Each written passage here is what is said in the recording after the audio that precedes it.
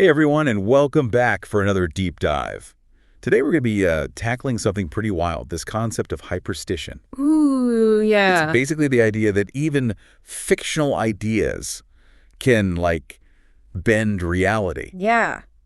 It's super fascinating how that works. So today we're going to try to break down how this whole hyperstition thing works. Okay. And we'll see how it connects to those, memes everyone's always talking about. Right. And then we'll explore how it plays out in things like economics and culture, and even how it fuels those political divides we see everywhere, especially, in our post-truth world. Oh, absolutely.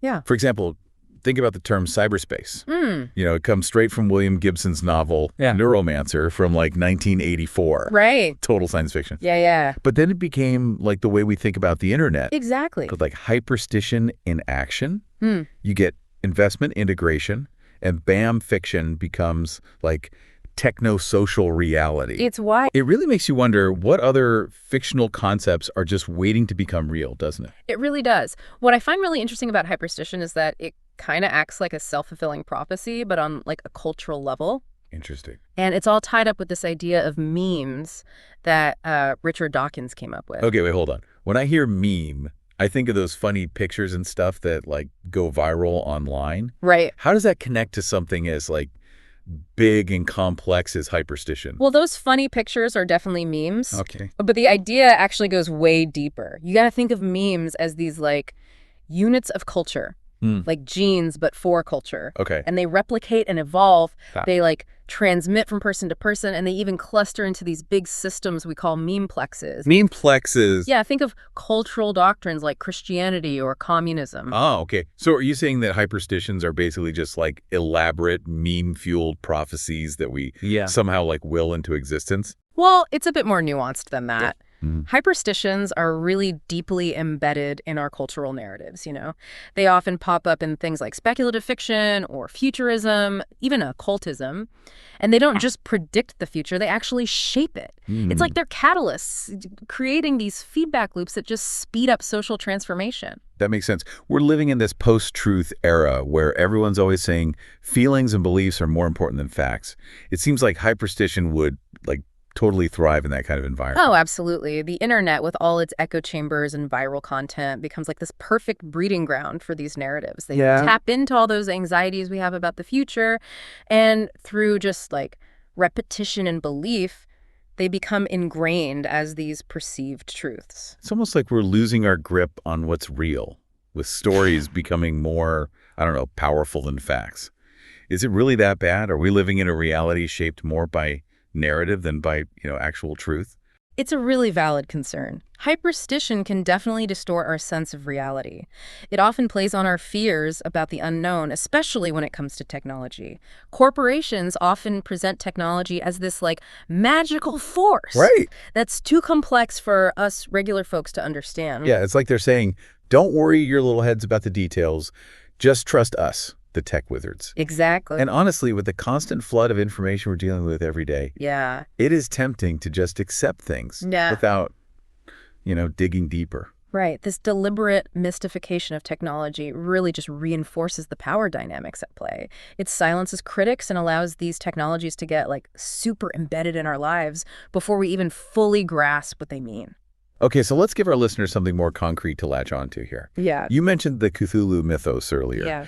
How did that, a fictional universe created by H.P. Lovecraft, become a hyperstition? Well, Lovecraft created this world of cosmic dread, filled with these ancient, powerful entities.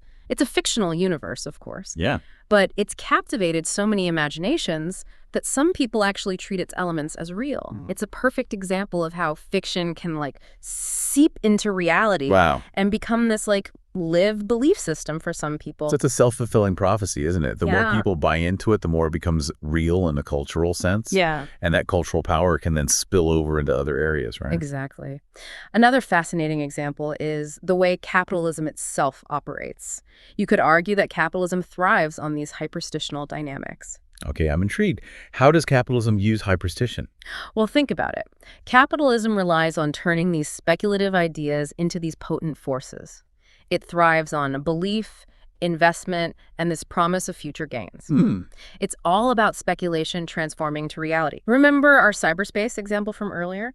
It began as this fictional concept, but then belief and investment turned it into the internet we know today. So you're saying that capitalism at its core is basically a giant hyperstition. We believe in its systems, we invest in its future, and through that collective faith, we shape its reality. That's a sharp observation. And this goes beyond just finance. Consider what's called mock-up culture. It's where designers create these hyper-realistic mock-ups of digital products, often to critique consumerism or technology. Oh yeah, I've seen those. Yeah. They're incredibly detailed and often showcase features that seem like totally plausible, Right. but don't actually exist. Exactly. And that's where the hyperstition comes in. These mock-ups, by showing a vision of what could be, shape consumer desires and expectations. People start craving features that haven't even been invented yet. Oh, wow. It's this kind of dreamer's remorse fueled by the hyperstitional pull of these imagined products. It's mind-blowing to think we're constantly surrounded by these forces that are subtly shaping our desires and ultimately shaping our reality. Are there other historical examples of hyperstition at play? Oh, there are tons. Throughout history, practices like occultism have used hyperstitions to manipulate perceptions, like medieval sigils.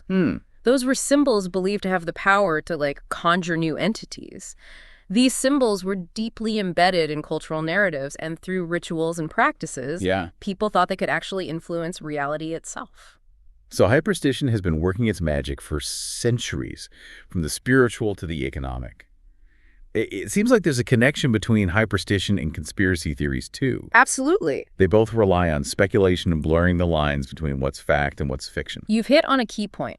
Both hyperstitions and conspiracy theories feed on these speculative ideas that capture the public imagination, making it really tough to tell what's real from what isn't. Can you give us an example where hyperstition and conspiracy theory seem to, overlap? Sure. Consider the Necronomicon. It's this fictional grimoire created by H.P. Lovecraft.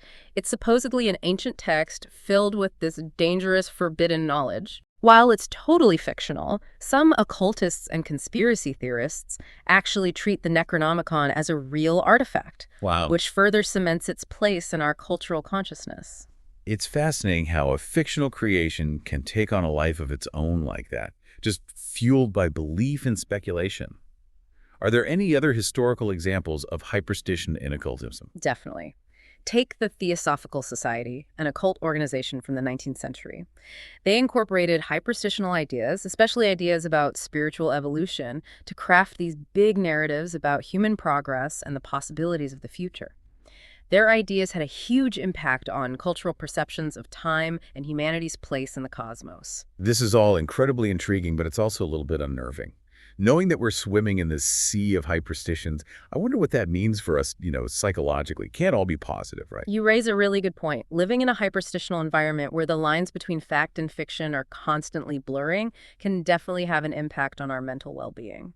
Yeah, I can see how the constant bombardment of information online, Right. especially all those speculative narratives fueled by emotion, could lead to increased anxiety and stress. You're absolutely right. The constant deluge of information, often contradictory and emotionally charged, can lead to cognitive overload. It gets harder and harder to sift through the noise and figure out what's credible. This can erode trust in traditional sources of information and leave people feeling disoriented and vulnerable. It's not just anxiety, though. It's this, underlying feeling of stress, of powerlessness, almost like we're losing control of our own narratives. You're painting a pretty bleak picture. It sounds like some kind of mass manipulation Yeah. where our beliefs and actions are being, molded by forces we don't even understand. Right. Do you think that's too dramatic, or are we really that susceptible to this stuff? I don't think it's an exaggeration at all to say that hyperstition can be used for manipulation. Yeah. And this whole thing about the deliberate mystification of technology Right. plays a huge role in that. Yep. It creates this knowledge gap that makes it so hard for people to challenge the status quo, to question what they're being told, So what can we do about it? How do we navigate this world where hyperstition is everywhere, Right. especially when it comes to technology? Should we all just ditch our devices and go live off the grid? That's one way to do it, I guess, though probably not realistic for most people. Yeah. But you're right, we need some strategies to deal with this complex landscape. Yeah. One crucial step is cultivating a healthy skepticism. Okay. Don't just buy into all those grand technological promises. Right. Focus on the real, tangible ways that technology is affecting our lives right now. So ground ourselves in the present, look at the immediate impacts, and not get carried away by futuristic visions that may or may not even happen. Exactly. Sounds like good advice. And whenever you're faced with some new technology, demand clarity. Hmm. Don't let all the jargon and marketing hype blind you. Yeah. Ask those basic questions. What is this? How does it work? What are the potential benefits? Okay. But also, and this is important, what are the risks? So it's about taking ownership, becoming informed participants in the technological world, and not just passive consumers. Precisely. Got it. And don't underestimate the power of historical awareness. Understanding the context behind current events, the historical forces that got us to where we are today, Right. that's crucial for fighting misinformation and making informed choices. I really appreciate that you're highlighting the importance of memory and history here. Oh, yeah. It's way too easy to get lost in the constant flood of new information, you know? Right. And forget to step back and see the bigger picture, to learn from what's happened before. It's essential. Yeah. And in a world that's so dominated by digital experiences, it's important to engage with the unmediated world too, you know? What do you mean? Step away from the screens, spend some time in nature, connect with real people in real life. It helps you regain perspective and counter that digital saturation that can feed right into hyperstition. So it's about balance. Yes. Right. Enjoying the benefits of technology, but also being aware of its potential downsides and making sure we're nurturing those parts of our lives that exist outside the digital world. Absolutely. Yeah. And maybe most importantly, learn to be okay with the unknown. Not everything needs a neat explanation or a technological fix. Okay. Mystery and uncertainty are just part of being human. Right. Don't fall into the trap of thinking technology has all the answers or that it can solve every problem. It's a good reminder to stay humble, to acknowledge the limits of our knowledge, and accept that some things may always remain beyond our grasp. Beautifully put. Yeah. Hyperstition, with all its power to shape reality, it's like this double-edged sword. We need to understand its influence, Yeah. both the good and the bad, and figure out ways to navigate this complex terrain. So if we understand how hyperstition works, are there ways we can, use it for good? Are there positive applications of this phenomenon? Absolutely. Think about social movements. Okay. The ones that push for positive change, Right. they often rely on this shared belief in a better future, Yeah. a vision that inspires and motivates people. That shared vision, you could say that's a form of hyperstition, Interesting. a collective belief that through action and persistence Yeah. can actually become reality. That's really empowering. Right. You're talking about movements like the fight for civil rights or marriage equality. Exactly. These were visions that seemed impossible at one point. Right. But through collective belief and people working together, they actually happened. Precisely. Hyperstition, when used consciously and ethically, can be this incredibly powerful tool for social change. Wow. It's all about crafting those narratives that give people hope and motivate them to work towards a common goal. Yeah. It's understanding the power of belief and Yeah. using it to build a better future. This deep dive has been incredible. We've explored hyperstition, its connection to memes, its influence on economics and culture, and even its potential to make a positive impact. It's clear that hyperstition is a big part of our lives in this digital age. It is. Right. It's a force that shapes how we see the world, influences what we do, and ultimately contributes to how we build our collective reality. Understanding hyperstition is essential if we want to navigate the complexities of the modern world. We've covered so much today, and I know our listeners are probably going to have a lot to think about. I hope so. Right. We've really just scratched the surface. Yeah. And I encourage everyone to keep exploring this fascinating topic. Absolutely. The more we understand about hyperstition, the better equipped we are to critically engage with the world around us Right. and use its power for good. It really does feel like we're at this point where understanding those subtle forces that shape our world, things like hyperstition, is more important than ever, you know? I completely agree. We can't just sit back and let things happen. Yeah. We have to take control, shape our own future instead of just reacting to whatever comes our way. That's a powerful message. So before we wrap up this amazing deep dive, can you tell our listeners where they can go to, learn more about Hyperstition? What resources would you recommend?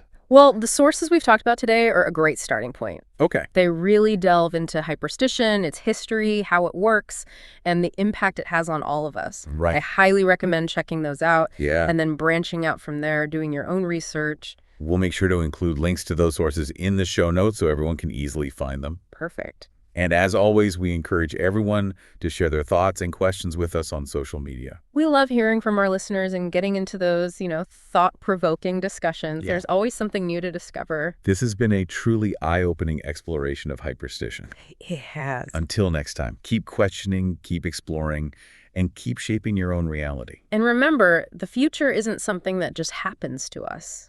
It's something we create together. That's a great note to end on. Thanks for joining us for this deep dive. My pleasure. Thanks for having me.